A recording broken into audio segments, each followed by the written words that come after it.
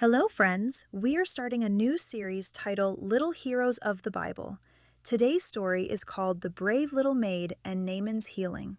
Are you ready? Let's begin. In a faraway land called Aram, there lived a strong and powerful soldier named Naaman. He was brave and important. Even the king respected him.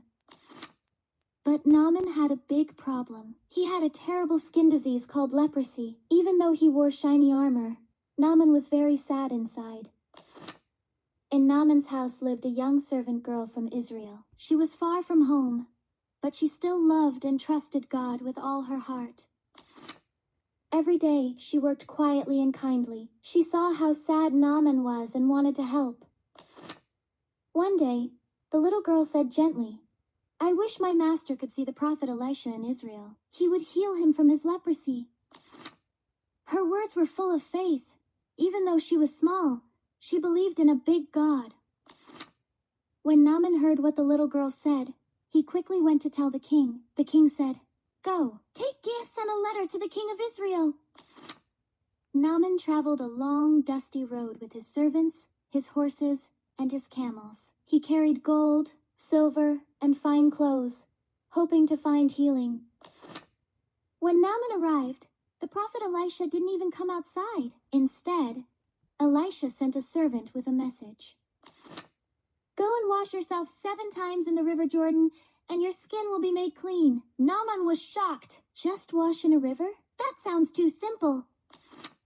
He turned away angrily, but his servant said, "If the prophet had asked you to do something hard, wouldn't you do it? Why not try what he said?" Naaman finally walked to the river and stepped into the cool water. He dipped himself once, then twice, then 3 times, all the way to 7 times. When he came up the 7th time, his skin was smooth and clean.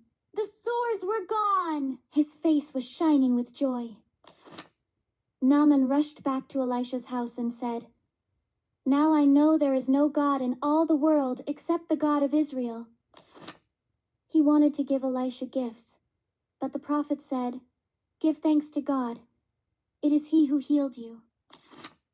Naaman's heart was full of gratitude, and somewhere far away, a little girl smiled, knowing that God had used her faith.